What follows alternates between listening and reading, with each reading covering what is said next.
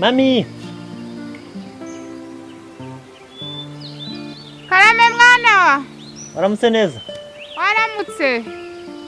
None se ko numva nshaka kuza kugufasha? Yewe. Ibisa wabishobora mwana wa?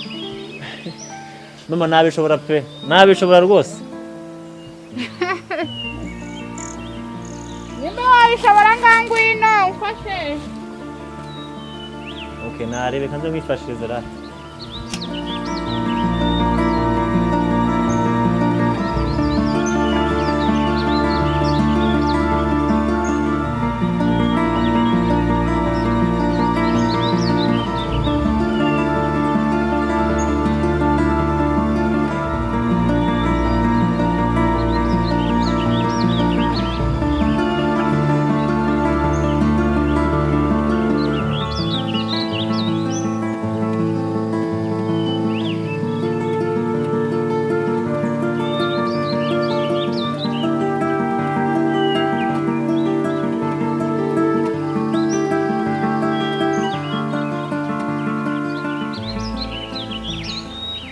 Ko nawe uzabe kwicara impande yanjye utanavuga bimeze bite?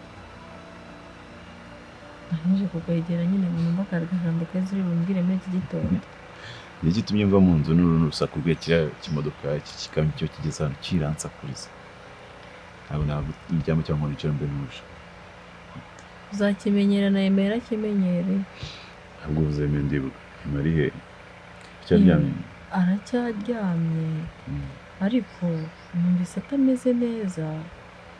Asa nkaho arwaye ariko ntabwo biri grave. Ntabwo ari cyane. Nabonye nibera ataryonse neza.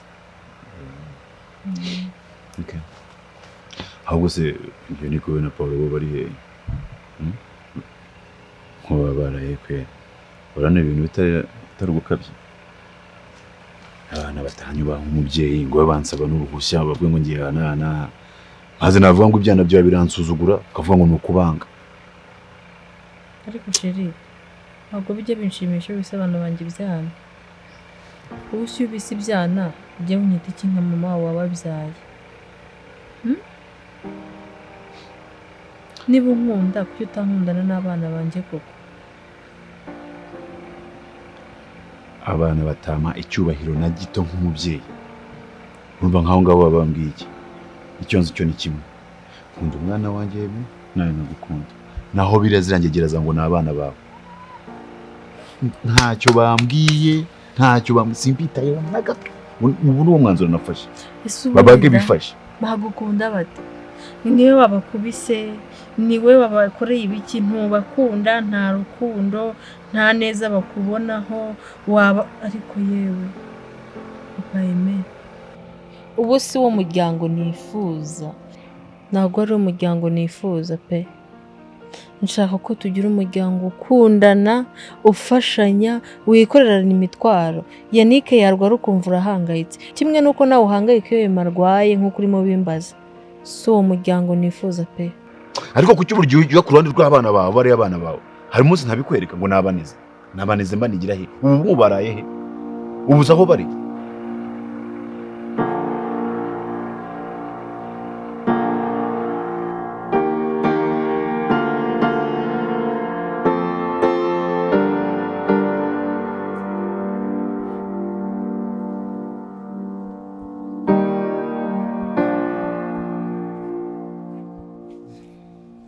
Waramutse neza chérie.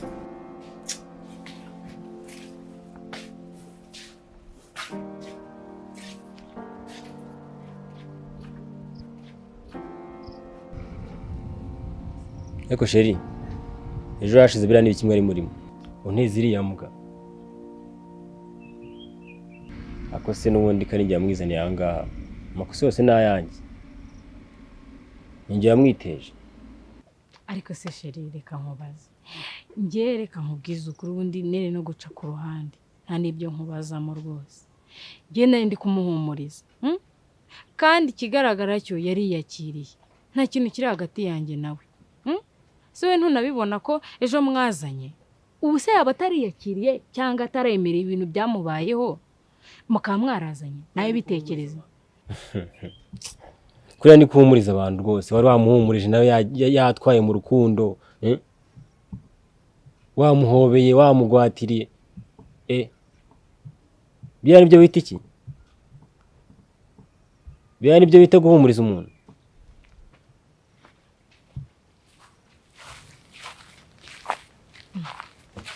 Ni amahorora kumuna amasura yanyu yijimye wagira ngo saa ya mu gitondo, twagira ngo izuba rya saa 8 ryabacanyeho. Oya nta kibazo, ahubwo se Izere na Paula bari ikonzi ko mwajyanye? Ya ntabwo twajyanye, ahubwo ngiye dore n'amazi ndayabuze ndagarutse. Ubwo turakoresha iki we?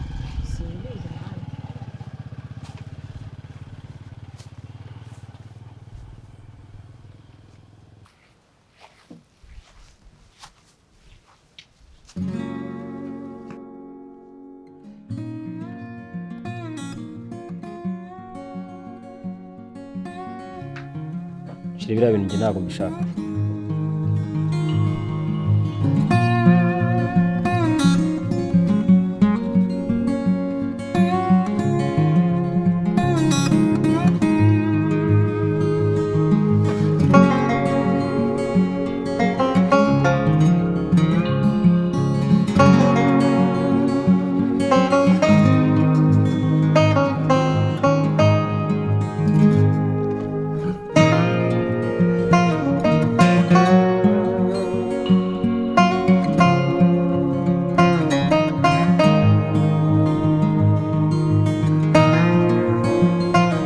Izere, ngenda gukunda,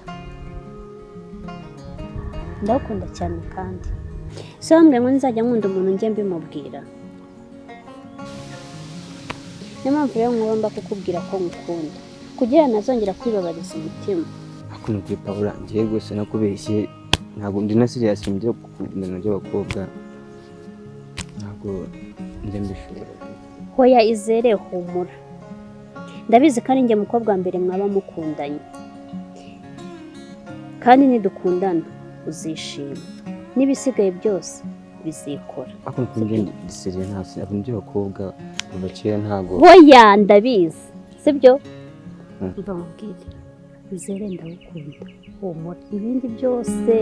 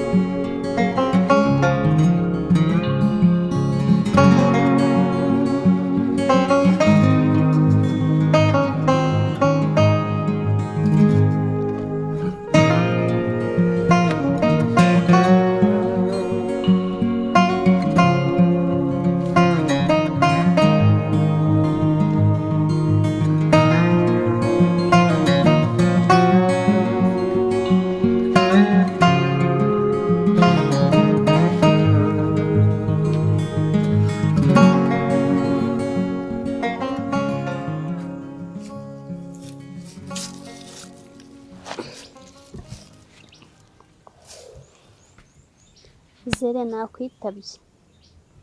Nyine urebye kintu nguhamagaye nyine hano, nashakaga nyine gukubaza genda wambwaga nyine byo gukunda nako byo kunkunda. Buriya iwanyu nda nk'ababyeyi bawe buriya bakushimira gukundana n'umusore w'umukene nyine udafite amafaranga, uraho nyine nta modoka nta ibintu nk'ibyo nyine. Hoya Izere, abe mu rugo, abe n'inshuti zanjye, abe n'abavandimwe banjye, nta n'umwe ugomba kuyobora amarangamutima yanjye, nta n'umwe ugomba kumbwira ngo nkunda uyu nguyu, nta n'umwe umpitiramo uwo ngomba gukunda, ninjye ugomba kwihitiramo uwo nkunda. Ibyo ndabyumva nta muntu umwe wihitiramo undi bagomba gukunda, ariko nyine wenda wasanga nibazaga nyine ababyeyi bawe tu asanga bo wenda kubera ko nyine ntacyo nyine. Izere, wowe numbwira ko nkunda, ibindi byose bizikora, njyewe n'amarangamutima yanjye n'umutima wanjye. okay nyine nanjye urebye nyine nanjye nara ibyo ushaka kuvuga nabyumvishije ndanabibona ku maso yawe, gusa humura nzabizirikana. Gusa hagati aho twe tugiye kugenda, ariko hari impano nari nakuzaniye nshaka kuguha. nta kibazo.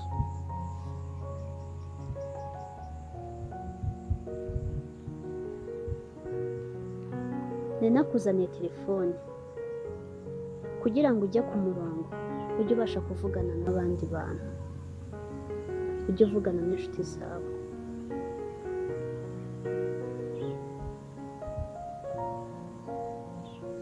Akira.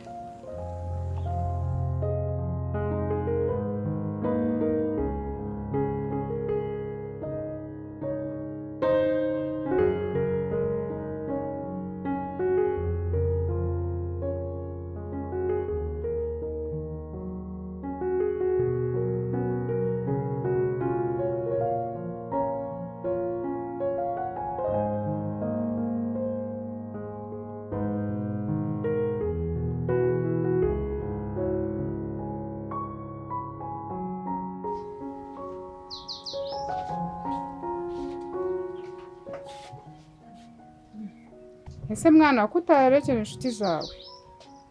Mama numvaga rwose naniwe. Numvaga naniwe kugenda rwose wapi byanze. Rero naretse Izere narine barabaherekeza. Yewe rega ndanakurenganya mwana wanjye, urananiwe pe. Ntimaze kugera amezi 6. Gusa hagati aho ngaho ziriya nshuti zawe n'abana beza. Rwose bajye bagaruka badusure, nabakunze cyane. Erega byose ni ukubera wowe mama. Sinzi ukuntu amaraso yawe ameze rwose, umuntu wese muhuye itumuremamo icyizere. Gusa nagushimiye ukuntu watumye inshuti zanjye zitazishimye, cyane cyane Shafi yatashye yishimye. Cyiza. Telefone se ni iyanjye? Uzi ko Shafi yasize telefone ye? Yahoze yireba aho ngaho, byarangiye ayisizaho koko.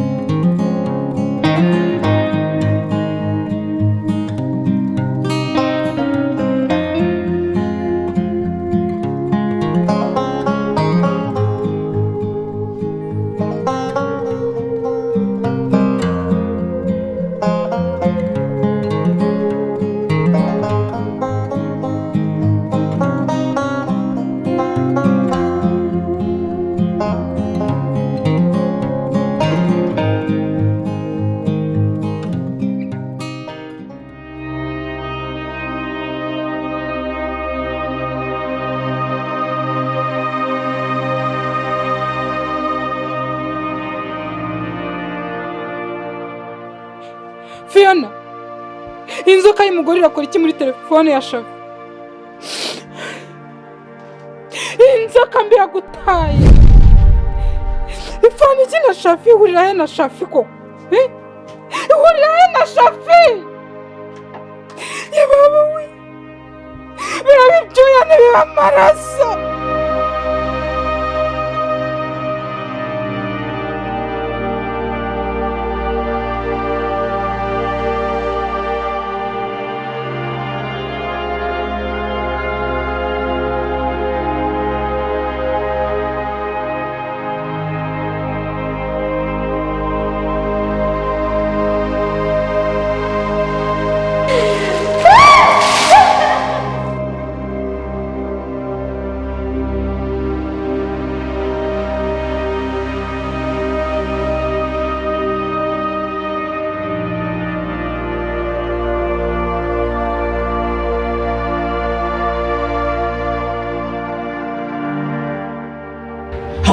watinye wanshenze yewe gerageranya gacamu kuyibira amazi wawe dayo reba ko kimeze iki ngiki twagenda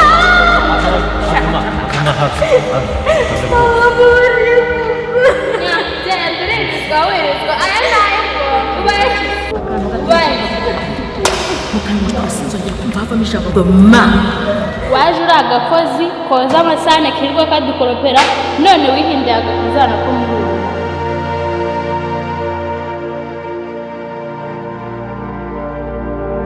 ajya watwite cyangwa wakiza wakinyoye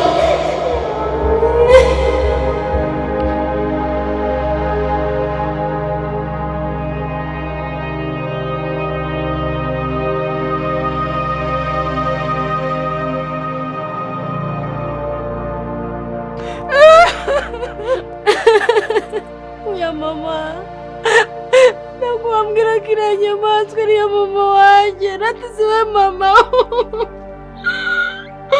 Ntabwo nabyizera n'ibintu byose yankoreye. Nagura natuma mama wanjye ntabwo wabyemera ma.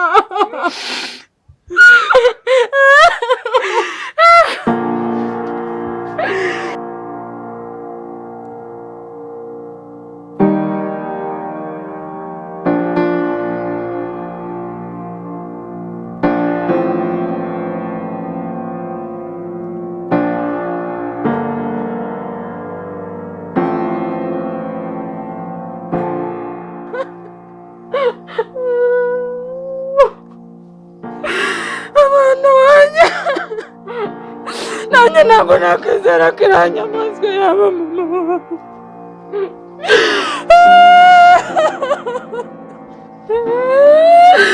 Ikimbabaje ni uko namubwira yuko waje nkabanga ngiye kuza kugutwara. Uyu ntabwo urajya kubara n'iriya nyamaswa. Ntazane ikinisho kuza muri ino nzu.